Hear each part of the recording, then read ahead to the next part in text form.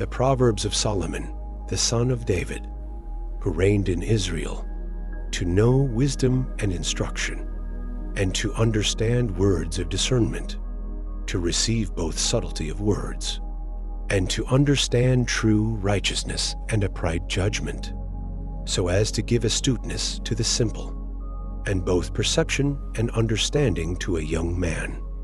For a wise man who hears these things will be wiser, and the man of understanding will gain direction. He will understand both a parable and a hidden saying, both wise words and riddles. The fear of God is the beginning of wisdom, and there is good understanding in all who practice it. And godliness toward God is the beginning of perception. But the ungodly despise wisdom and instruction. Hear, my son, the instruction of your father, and do not reject the laws of your mother. For you will receive a crown of grace on your head, and a gold chain around your neck. My son, do not let the ungodly lead you astray, and do not consent if they invite you, saying, "Come with us, take part in bloodshed, and let us hide a righteous man in the earth unjustly, and let us swallow him, just as Hades does the living. And let us take away his remembrance from the earth.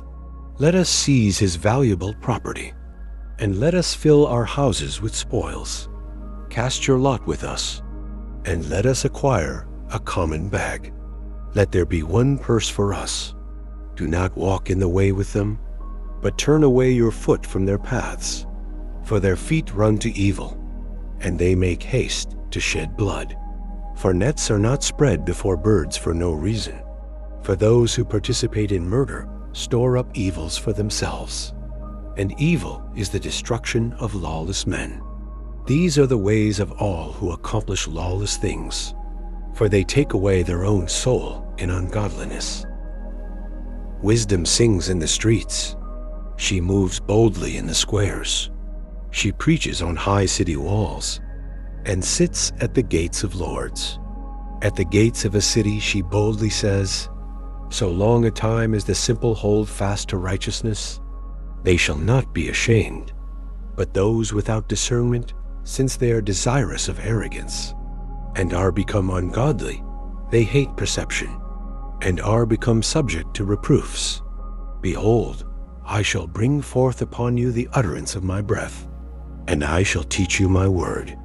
Since I called, but you did not obey, and spoke at length, but you paid no attention, but made my counsels invalid, and were not persuaded by my reproofs. Consequently, I will laugh at your annihilation, and will exult when ruin comes to you, and when confusion reaches you unawares, and overthrow comes like a whirlwind, and when tribulation and anguish come to you, and when destruction comes to you. For it shall be, when you shall call upon me, I will not listen to you.